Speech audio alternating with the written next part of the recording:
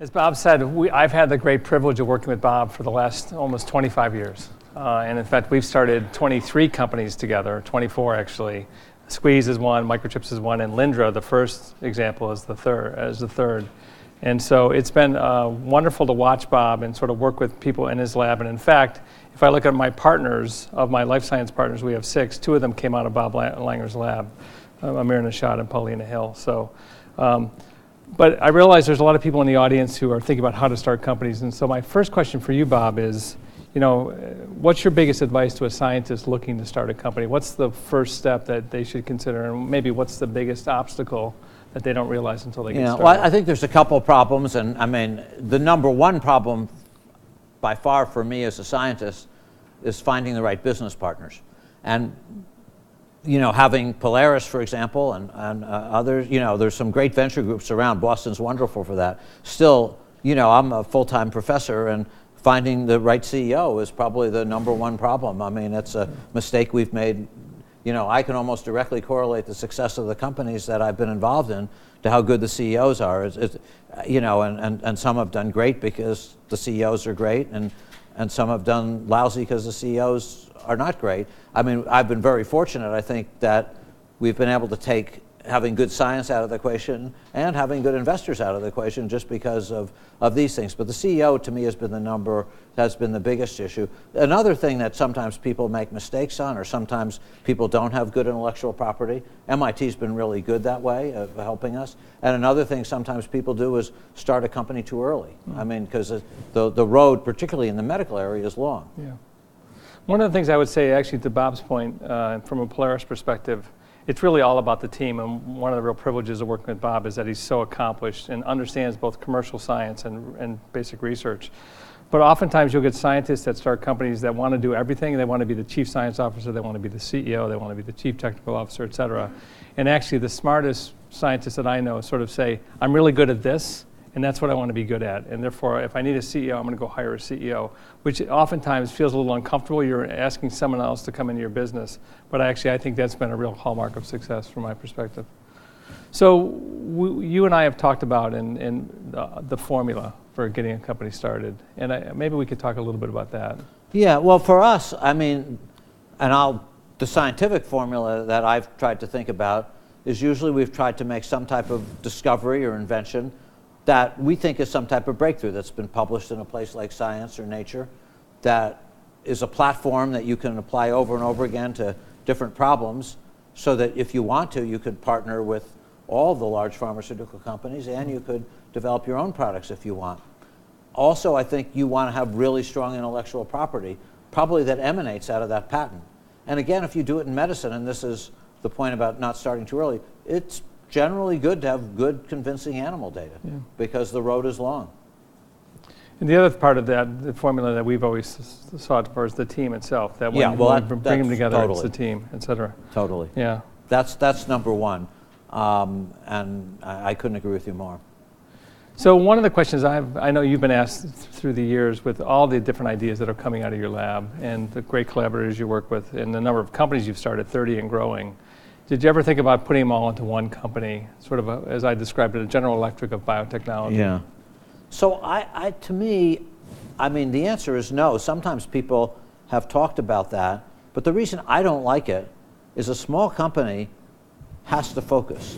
If they don't, they're going to burn through capital really quickly. Like our lab, I don't think has to focus, so we do a lot of different things.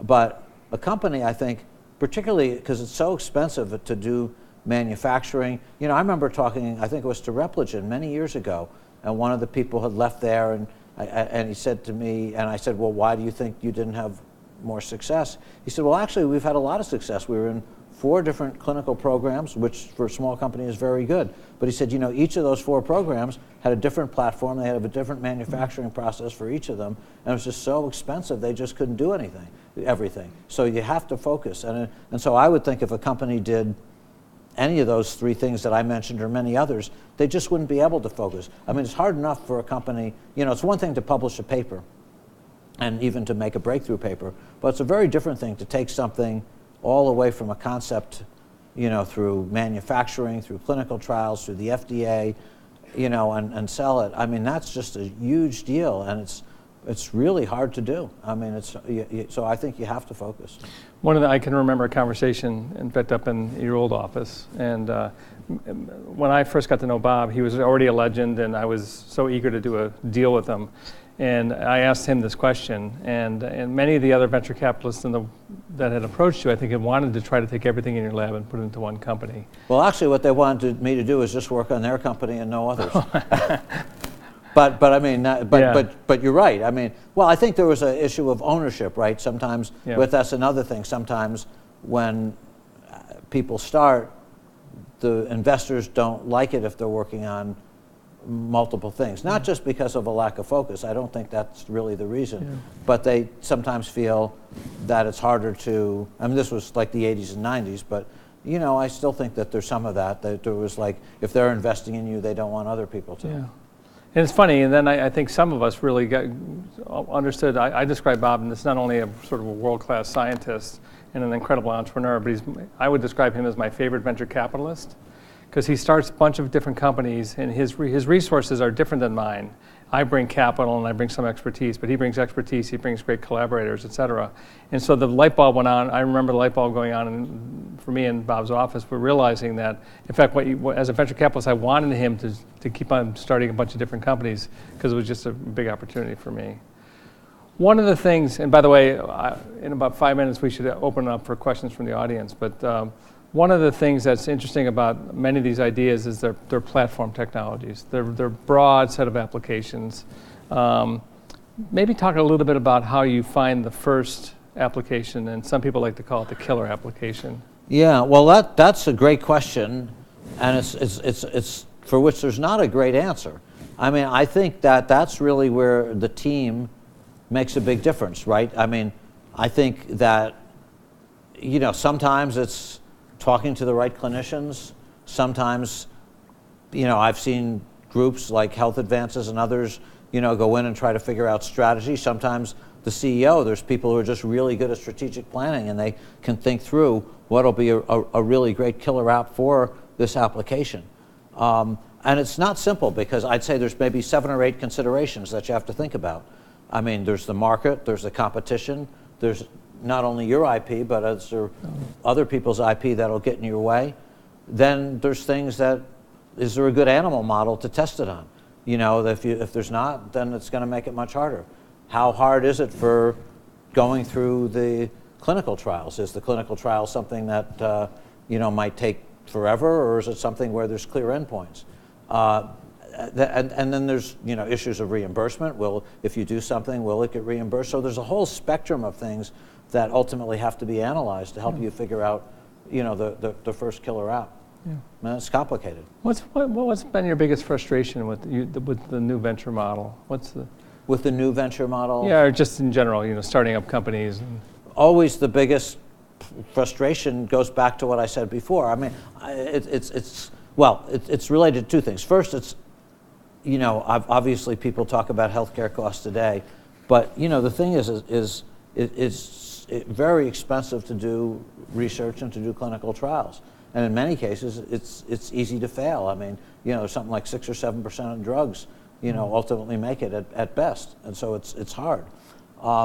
So I think what's really been the most important thing to me is having a CEO who is really able to think through those strategies, who's able to raise a lot of money, but you don't want them to overpromise either. I mean, you have to promise at just the right level, and then keep delivering and raising more money, and again keep delivering. But so to me, it's about getting enough funding and getting enough of a good CEO who can really take a good idea and make a great company out of it. Yeah. I think it's all, for me, again, it comes down to the people. That's the biggest frustrating part. Exactly right. Or the biggest exhilarating part. If you find the right team, they can transform a company, make a difference.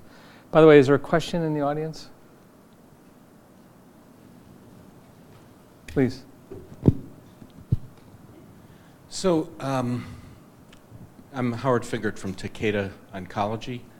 And I'd like to get back to those considerations you raised, the list of what's needed for proper focus and application. You know, when you talked about market, competition, other IP, this and that. It really has to do, where my question lies is a selfish one, in terms of partnering with companies that have some of those facilities and some of those resources and experiences, sometimes it's even IP, versus partnering with the VC, be it Polaris or others that really don't have the kind of internal infrastructure. And I was wondering if you could share comments on that, because I've heard pluses and minuses, that you know, that dealing with the companies can be constraining, was a term that Paula Holland used, or can it be enabling? And how do you really kind of balance that? Yeah. So I think working with a large company, let's say, can be both. But the biggest issue to me, there's two issues I think with partnering with a large company. First, I mean solely with a large company. So the first, again, because I think the question is if you're an academic. So the first issue might be, let's say we had a platform technology and we just partnered with Takeda, but that would probably mean that we wouldn't be able to partner with Merck or Pfizer, and then the technology wouldn't get its broadest application. The second issue, but that's, it's still, if it got out and helped a lot of people, I think that would actually be okay. The second issue to me has been a bigger issue, which is what I call the champions effect. And one of the other things that I should have maybe mentioned about a lot of these companies, and you might even be able to see it in the talk, is that a lot of the companies that have come out are populated by people who've spent 5-6 years of their life doing a thesis on it or a postdoc on it. And so they're going to walk through walls to make it work. Now, in my experience, I have found champions at large companies. But then what's happened is, some of the time, like they've done a really good job, and then they get promoted, or they get moved. And so then they're not there anymore, and then somebody new takes over, and even though that person has done a great job and has really advanced something we've done inside the company, it gets lost because it's not their responsibility anymore. And so those have been the two reasons. In other words, if you looked at frustrations, why I've been more inclined to think about small companies than large companies. And the second one in particular, the champions effect, or the company's just totally changing their organization. I've had that happen a number of times, even though I felt like the companies were very well intentioned. But then they changed their organization, and the things that we had done, which were doing great and had really good traction, they kind of get lost. Doesn't always happen, but I've seen it happen too many times. If I can just ask kind of a follow-on, though. Sure. Do you see, though, that maybe you can describe examples that have been good, though? You're probably familiar with Tri-I, TDI, in New York City. They've done a partnership with Takeda where they saw a need for medicinal chemistry. They didn't have the breadth of it that they needed, and Takeda set up a secondment where we have 15 medicinal chemists basically serving them and working on a secondment for them. And what we see and think is that we're adding quality, because some of the biology from the Rockefeller scientists have needed backup medicinal chemists.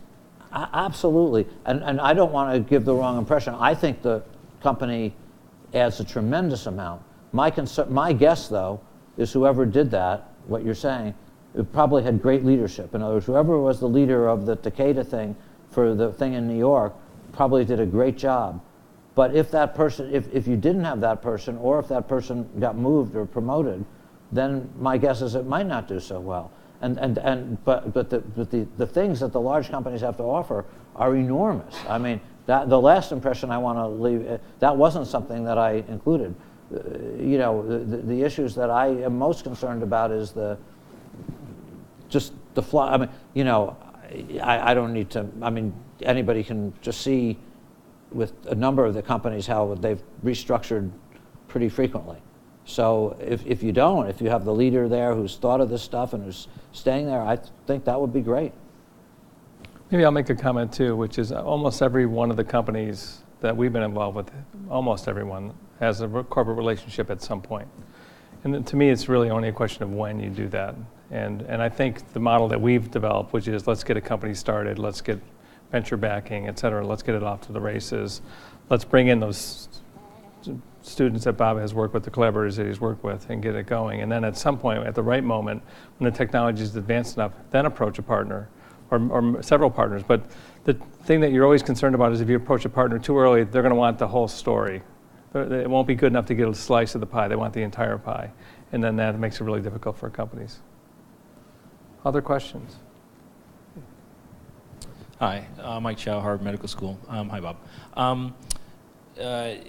Because many of the technologies that come out of your lab are platform technologies, do you find yourself often having to parse out that technology to different companies for different applications, or do you tend to license, say, one broad patent to one company and let that company follow different applications? How do you generally approach that? Yeah, well, I mean, so that's a very good question.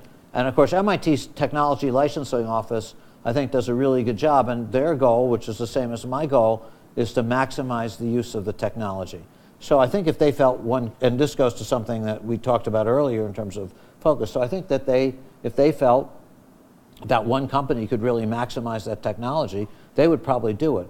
But a lot of times that's hard. I'll just give an example. I mean, this will maybe sound crazy, but people may know of it. So we've created polymers, for example, where we have composition of matter patents, and they can be used for drug delivery or gene therapy. So those have been licensed to companies like Alnylam and others, but those same patents, since they're composition of matter, could be used for other things. So we actually even got involved in starting a hair company and skin company, Living Proof. So some of those same patents, because they're composition of matter, actually have the ability to, fluff up hair or get rid of frizz and stuff like that. So it's unlikely that Alnylam, which is a great company, is going to be doing that problem. So, but on the other hand, Living Proof is doing it great, and they have, so lots of people are using it. So I think it really depends on the technology. If it was a technology that is fairly focused, let's say maybe just in medicine, maybe they do it. But if they felt that it wasn't going to be maximally used inside the one company, then they wouldn't. And I agree with that. In other words, I think the goal is to get maximum use of it. Other questions? I have one last question for Sure. you. When you came to MIT, it was pretty unusual to have a professor start companies and commercialize those companies. And in fact, there was an ethos here that would, like many universities, which was sort of frowned upon. What drove you to do that? What caused you to sort of to break the mold? I mean, it's much more celebrated now to break the mold, but it was much more challenging back then. What was it that drove you? Well, I had this simple desire, and this also relates to Howard's question.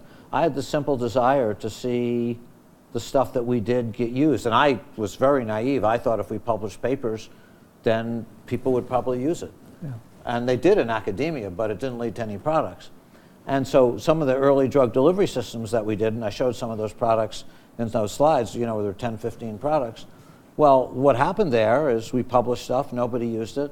And then this was also the thing with a large company. I had two companies, it must have been 1984 or 1983, International Minerals and Chemicals, which is an animal health company, multi-billion-dollar company, licensed the patent and asked me to consult for them in animal health, like for delivering animal growth hormones. And then Eli Lilly came to see me, and they wanted to do the same thing for insulin and different human proteins. And I thought this was great. I got a nice research grant. I got my first big consulting thing, so I was able to change cars. And most exciting to me was that they were going to develop the technology.